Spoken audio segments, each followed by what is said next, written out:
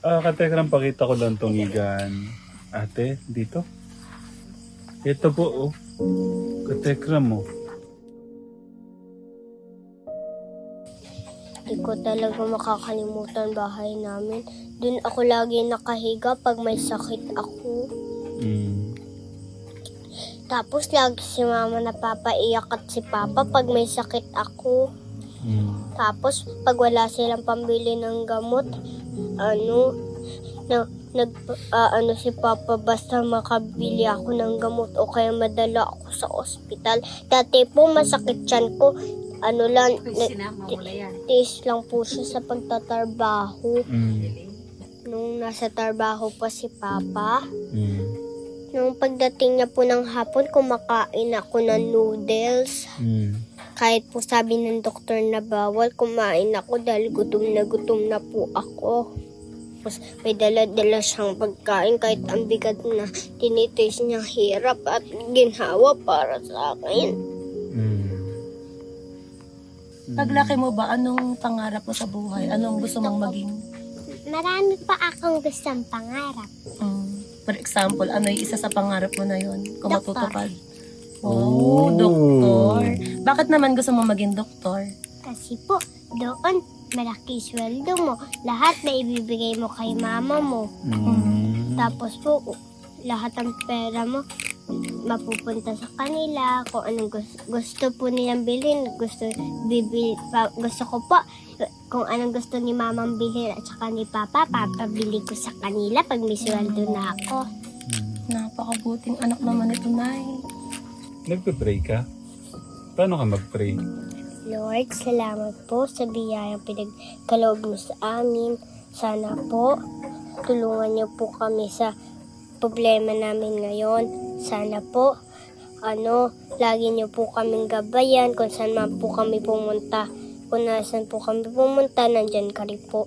Salamat po, Panginoon. Kung hindi po sa inyo, wala po kami sa mundong lahat. Salamat po sa inyo. Sana po maglikha po kayo na mas mabait sa amin. Thank you po. Yan lang po ang pinagsasalamat ko sa likha ng langit at lupa. In Jesus' name we pray. Amen. Amen. Ang galing mo talaga. Oh.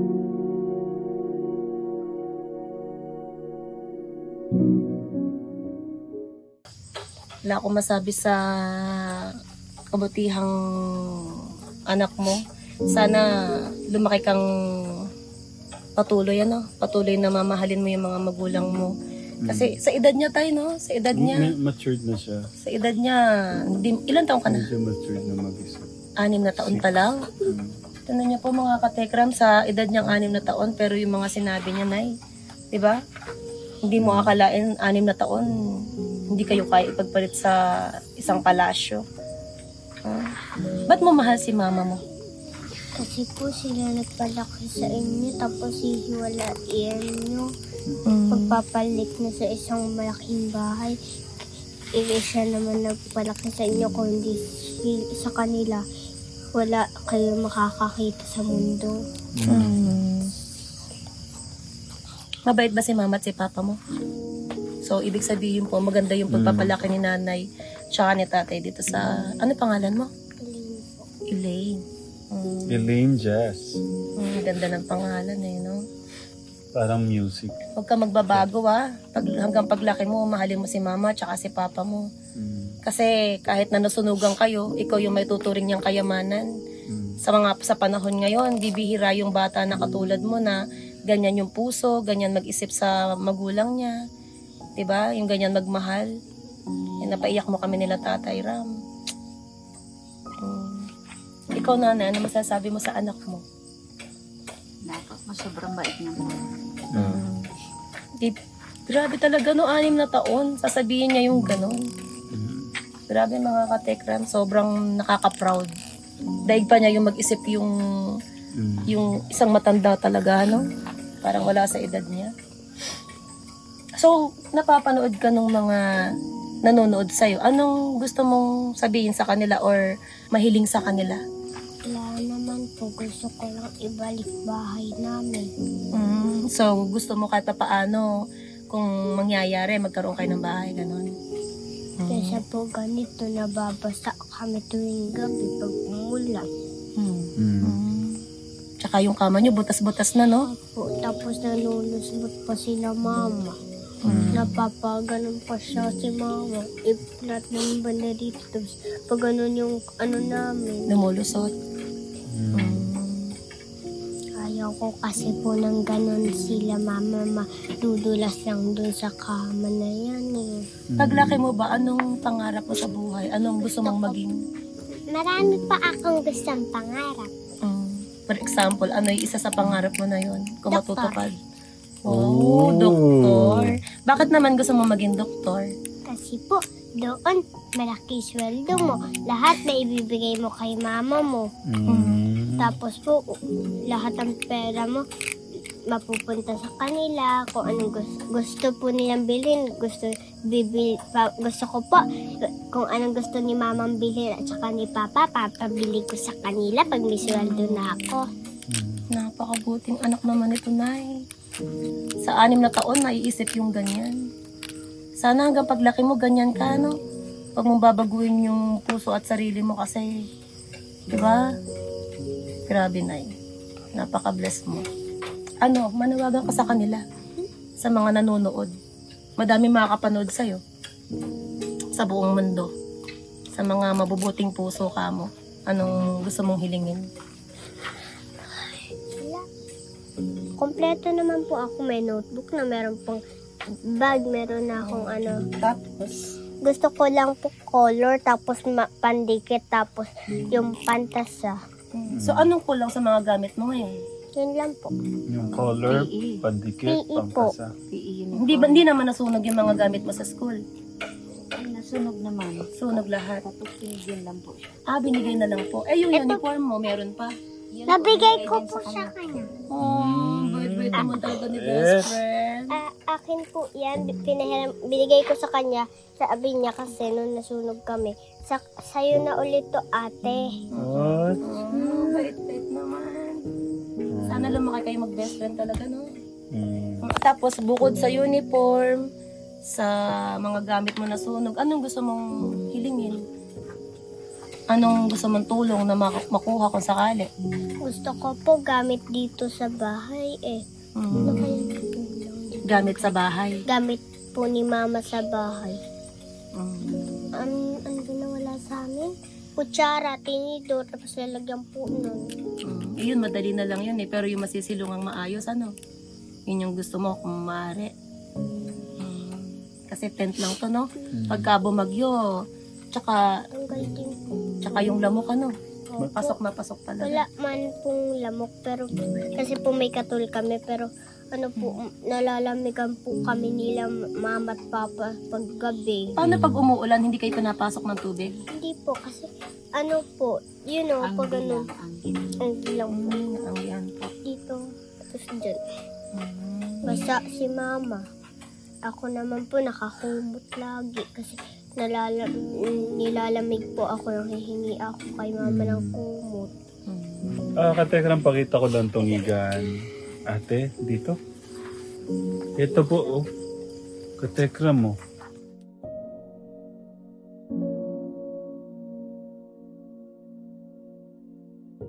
Tapos paano yung ano mo, position mo? Diyan si mama, dito si papa. Apo, dito si papa, dito si mama, dito ako. Doon ka, para hindi ka mahulog doon. Apo, nilagay po dito ni mama yung, ito po, nilagay niya paharap sa Para akin. hindi ka mahulog. Hindi ko talaga makakalimutan bahay namin.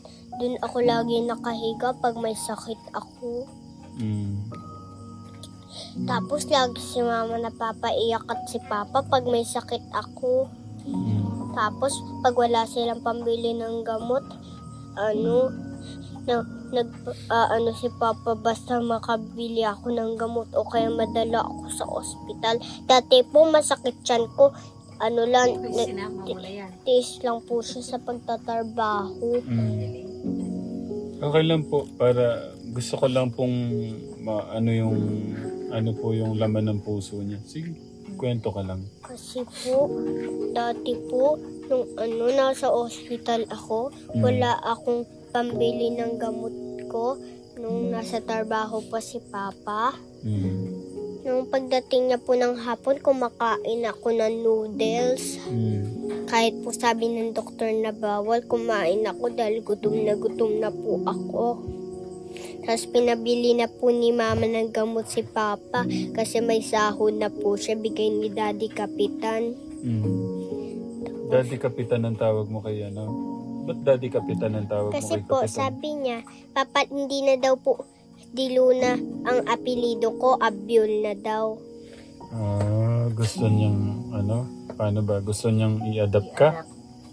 Ay, hindi ko lang talaga po iiwanan si Mama eh. Kasi love mo nga sila, di ba? Sila Opo. yung nagbuhay sa'yo, nag-alaga sa'yo. Sumula po nung baby ako, sila nag-aalaga sa akin. Nung nasa trabaho po si Mama, lagi namin siya dinadalhan. Ginaganon ako ni Mama, tapos may dala-dala siyang pagkain kahit ang bigat na tinitaste niya, hirap at ginhawa para sa akin.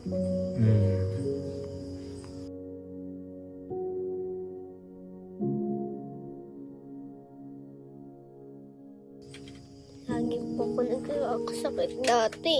Nung baby ako, lang po eh. Nung umakyat-akyat at baba kami, tsaka na nawawala yung sakit ko. Dati, meron po ako, ubo. Asthma? Opo, nung umakyat at baba kami sa ilog, ayun, nawala na po yung sakit ko. May tanong ako, Ate Jess. Pagka may nang-away sa'yo, ate, ano yung ginagawa mo lang? Wala lang po, hindi ko sila pinapansin. Sino nagturo sa'yo nun? Sabi kasi po ni Mama, pag may nang-away daw po sa isang bata, wag na lang daw po pansinin. Para hindi ka nila maasar o kaya may sumbok sa magulang, ganito. Para kasi ayaw ko naman po na makahanap si Mama ng away eh. Kaya ayun, hindi ko nang sila Ang galing ng pinapansin. bata. With honor po ba to, Nay? Opo. Kaya pala. Sunog lang po yung ko nung daycare ako eh. Baker tsaka kinder. With honor po siya. Pang ilan, anong average? Tapwa? Tapuan po siya. Ang gulong naman. Ba't mo pinagbubutihan nga? Kasi po, para kay la Mama, Para kay Mama. tsaka kay Papa. Ang galing ng bata na to. May potential ito. Na basta natuloy-tuloy po yung niya, yung paggabay, yung ganyan. Tapos yung matutukan niya sa pag-aaral. Maganda na yung puso eh. So kailangan lang pong magabayan ng tuloy-tuloy. Kaya lang tatay nakakapag-alala. Kailan pa po ba siya nakakalmot ng pusa? Ay, Oo. kahapon lang po yun. Dapat mapa-inject na kasi po eh. Baka ako kasi next week, 1 month, di ba may ganon? Mas maganda po yung... Huwag mo yung patayin. Tatapon ko. Po yan. Nangingitim po. Ba't tayo mong patayin? Hindi ko po pinapatay to, inaalagaan ko po Hindi, to. ba't daw ayaw mo magpatingin? Akin na. Ba't ayaw mo siyang patayin? Ba't ayaw mong patayin niya? Gusto kong malaman. Yung alin? Ito. Di ba sabi mo wag patayin? na yung mga hayop. Kasi po, sila, di ba po nakalagay yan sa Bible, ang lahat ng hayop nilikha ng Diyos, bawal patayin yan. Grabe. Grabe siya. Kaya mapag-alaga po ako sa hayop ko. Yung nga pong pusa, yung pusa ko, kahit kinalmot ako, hindi ko siya nihampas nga po, hindi nakakatikim sa akin eh. Amazing. Kahit po kinalmot niya ako, ginaganto ko pa rin po balahibo niya. Para pag nagnyamyaw naman po siya, kinikiliti ko ba yung bandang dito niya, tapos dito niya, para tumahimik siya. Ganon kasi po yung tinuro sa akin ng kinakapatid ko sa kanila kasi po yung bigay lang sa amin yan. Ang bait mo naman. Ang bait mo, magaling ka pa, maganda ka na, matalino ka pa, mabait pa. Yung langgam na ano mo ba yung langgam na papatay mo? Hindi po ginagat. Kahit po kinagat ako nun, ni ganito po, hindi ko yun pinapatay, hinahawakan ko pa rin po yun. Yung red na langgam, di ba masakit po yun, kahit po masakit yung kamay ko, kinagat ako. Ayaw mong patayin. Ginaganto ko po siya. Tapos, pag naman siya, gusto niya nang bumalik sa bahay-bahayan nila, binabalik ko siya. Tapos naliligo na ako. Hindi na po ako nagpapaligo kay mama kasi pagod na siya. Kaya, sabi ko, Mama, pahinga ka na lang po dyan. Tapos ibig sabihin, tumutulong ka na dito sa gawaing bahay? Opo, kanina nga po maaga akong gumising. Tapos nagwalis po ako. Habang po, po ako, nandito po ako sa bahay. Tumutulong po ako kay Mama. Kanina nga po, nagbuhat si Mama ng mga na yun. Yung appliances na ganyan dito. Tapos nung inipod niyan, nung ilalagay niya ulit po doon, inaabot ko po sa kanya para hindi na siya mapagod dampot. Tapos lagay na naman to, tapos dampot na naman. Kasi nakayuko siya lagi, nakaganito siya. Nahihirapan na po siya Nagpe-pray ka? Paano ka mag-pray? Lord, salamat po sa biyayang pinagkaloob mo sa amin. Sana po tulungan niyo po kami sa problema namin ngayon. Sana po, lagi niyo po kaming gabayan kung saan man po kami pumunta. Kung nasan po kami pumunta, nandyan ka rin po. Salamat po, Panginoon. Kung hindi po sa inyo, wala po kami sa mundong lahat. Salamat po sa inyo. Sana po maglikha po kayo na mas mabait sa amin. Thank you po. Yan lang po ang pinagsasalamat ko sa likha ng langit at lupa. Jesus name we pray. Amen. Amen. Ang galing mo talaga. Yung bata meron na siyang, kumbaga, natamna na siya ng magandang bini. Na-proud naman ako sa'yo. Parang ayaw ko na nga magpunta kay pastor. Gusto ko dito na lang ako makatulog. Tayo kasya Baka pwede ako dito sa gilid. Wala na po tayong higaan Wala na, no? Sige, ganito. May dala kaming doon, groceries, because, pero hindi ko alam kung ano yung maitutulong ko sa'yo. Kasi, Katekram, ito po yung unang araw namin sa 3 days namin dito sa mission namin, dito sa pagbalik ko namin sa bundok. Pero kanina, habang hanggat naghihintayo kaming makakain namin, nakwento nga ni Pastor yung nasunugan sila Kuya August. Pero sila, namit ko na ho sila 3 months ago. Nung 3 months ago, 4 months ago, nung nandun si Lolo. Tatay Ted. Pero si Tatay Ted, Katekram, malungkot ko na binabalita sa inyo, patay na po siya. Namatay sa Manila. Piling po ng mga anak niya. Si Tatay Tedo kasi pinili niyang manirahan dito sa bundok kasi presko nga, ganun. Tapos nung nakaramdam daw siya ng parang nanghina siya, kaya pinauwi na ho ng mga anak. Sige, tignan ko kung ano yung may tutulong ko sa'yo, na.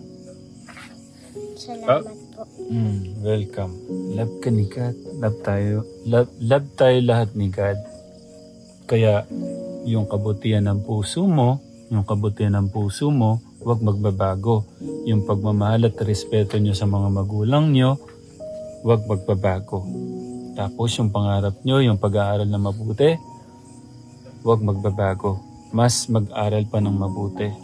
Pagkamahal natin yung mga magulang natin, i-bless tayo ni God. Kumbaga, bibigyan tayong magandang buhay pagdating ng panahon. Ganitong pala. Ay, alam mo yan. Pag minahal at rinespeto natin yung mga magulang natin. At saka po kapatid, mas matanda sa'yo kahit po hindi mo kilala, basta respetuhin mo. Opo at opo, hindi po. At saka kailangan mo po sila galangin. Kahit po, andito, mga best friend ni Mama, kailangan mong galangin kahit hindi mo kilala. Pwede ba kita mahag? Okay lang ba mag-request akong hug? Tara, dito.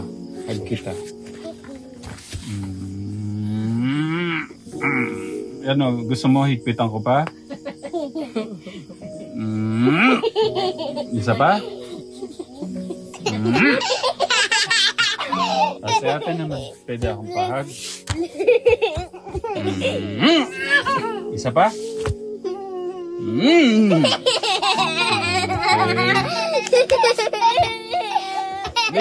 May kwento ako sa inyo. May anak din ako kasing kasing edad mo din. Ang pangalan niya Jillian Riley. Ayan siya. Ano? Kanino mo kanya? Ganda, no? Sa kanya, okay. Sa kanya, doon. Ako. Hindi, kay ate. Oo, kamukha daw talaga ako.